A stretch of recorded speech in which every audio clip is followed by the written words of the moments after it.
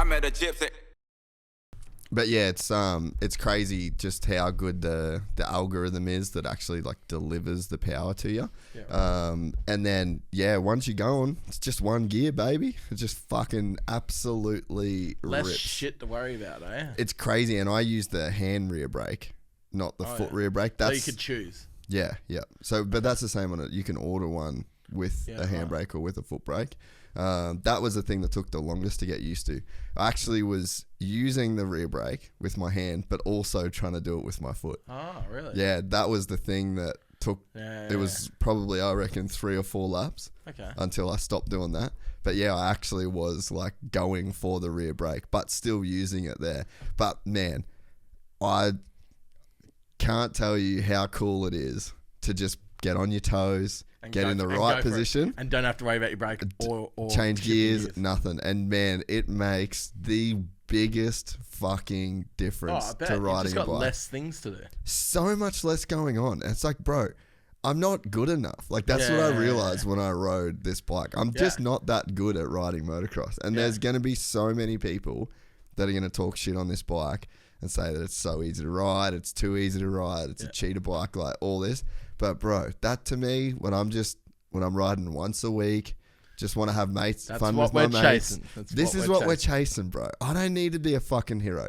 I don't need a KX 500 with a big ball kit. Like I ain't trying to be the man. I ain't trying to put an R1 motor in me CR250 chassis. Like I don't need to be a hero. I don't need any more power. 100%. But yeah, let's play some of this.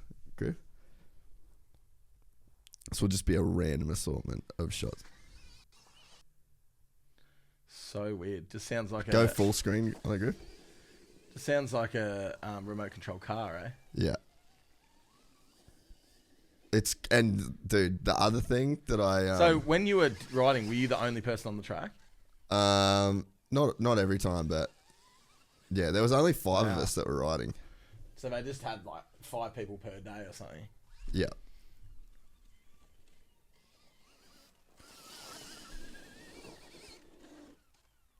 It's crazy, eh? Sick. Great shot. Good shot there, Sammy. Hear the fan? Yeah. Oh, yeah, this is just going to be... They would actually be easier to wash too because there's less like crevices for the things to get in. Well, so all of the parts too, all of the plastics literally come off those shrouds, seat, and the rear fender and the numbers. You just undo, I don't know how many bolts it is, like 3 or 4 bolts. The whole thing just comes off. Wow. Yeah, they've thought of literally everything. Like they've remade the dirt bike, if that makes sense. So how long does the battery last? Look how sick this shot is. That for is how so sick. How good the bike handles. Yeah, right. Like on an angle. Like when the suspension's up. Yeah, just on an angle, fucking down the hill, sketchy and hard pack. That's kind of that. Like, look at that, man. Yeah. Like that's a fucking insanely balanced dirt bike. It looks skinny. It's so skinny. Yeah, right. So we did a back to back on a 450 of a gas 450. That was the first thing I got off the 450. Honestly, like even here, you can see just like how good the bike works. It's crazy, man. Yeah.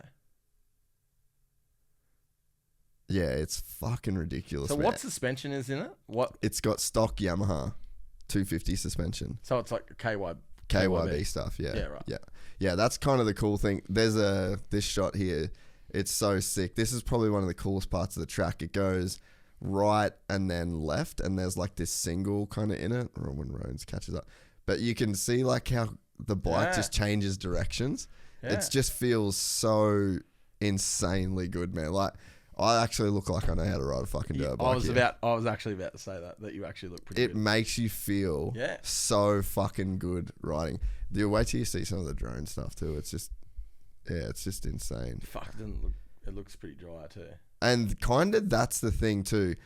That track was like a really good track, but in terms of how it was prepped, it's prepped pretty shit. And the funny story behind that is like, see here, you can see like the change of directions with it.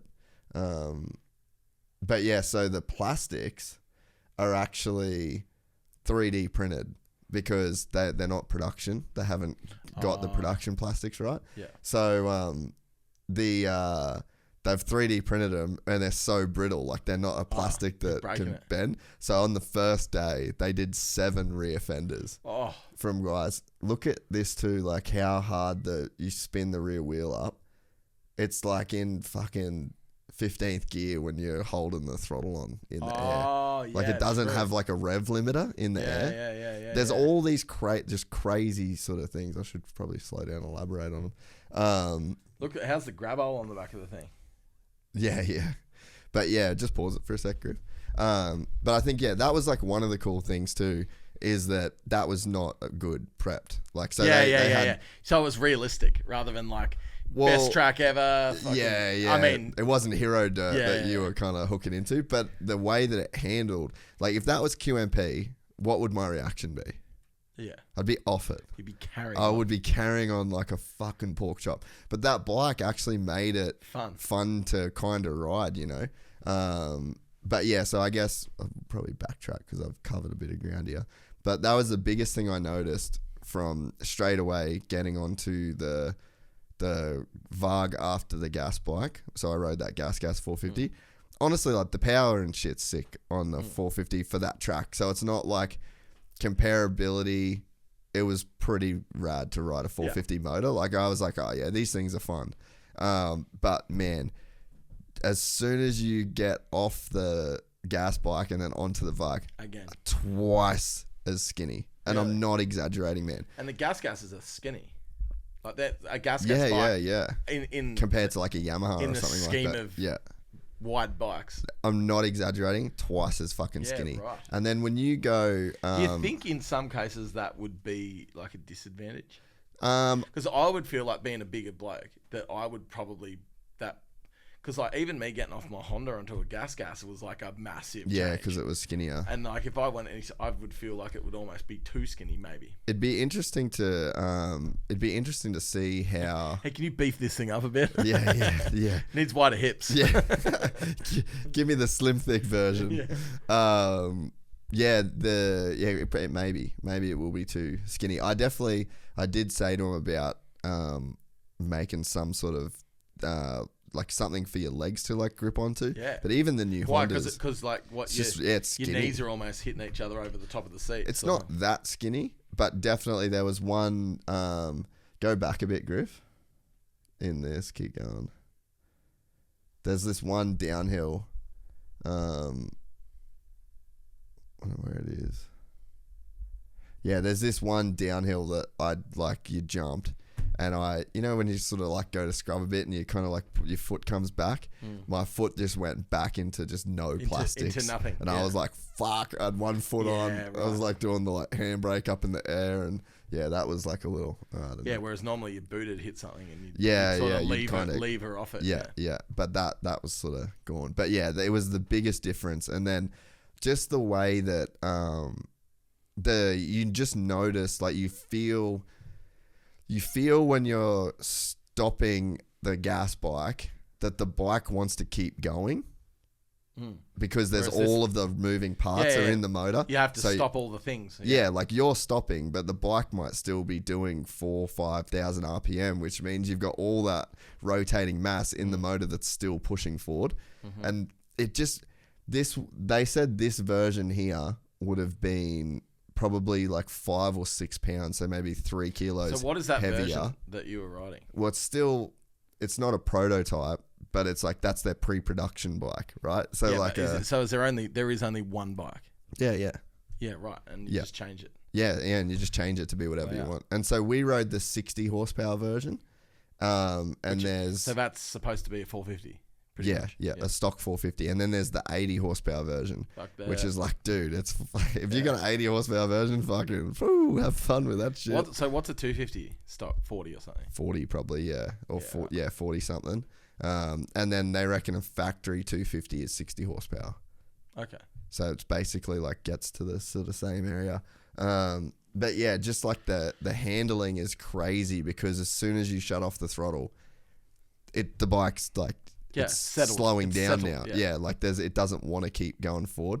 And then you could notice on the gas bike, you're in a rut, and then you hit the throttle, it's got like that, but like as soon as it's like the gyro force of the motor. You're rotating this thing. So it wants to. So on this, there's none of that, and it just lets the suspension squat down. So the bike turns crazy good because as you go in, there's nothing to force it up. It just forces it down, right?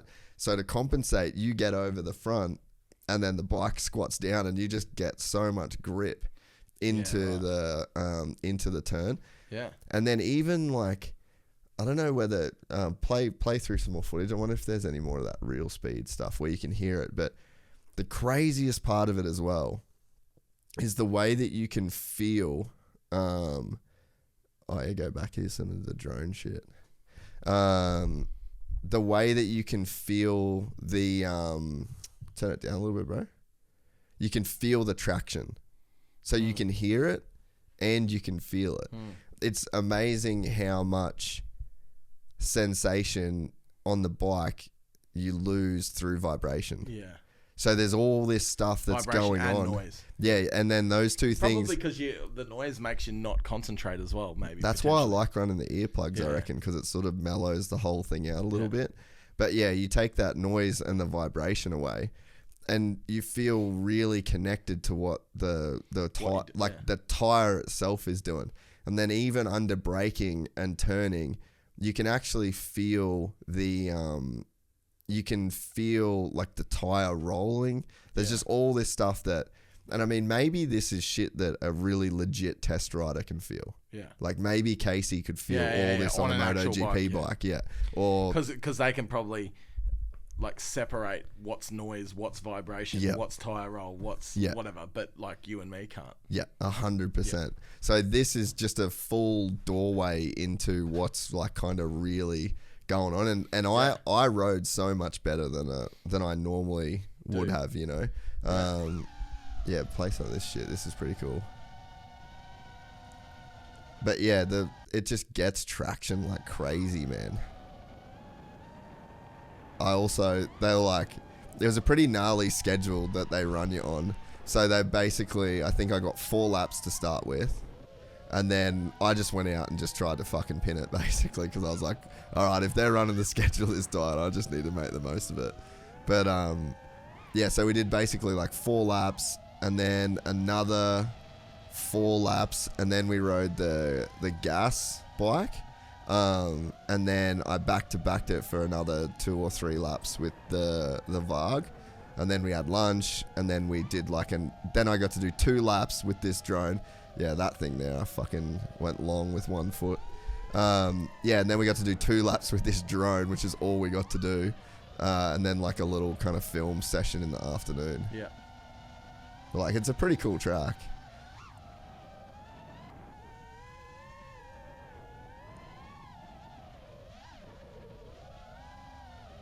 But yeah, that's like the only time I had a front wheel tuck at all. The entire day, man.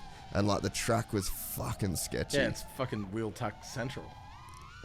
You can kind of get there's some GoPro footage that we'll put out, but the acceleration is crazy, man. Yeah. Like you just don't realize the difference in acceleration when you don't have to change gears. Yeah.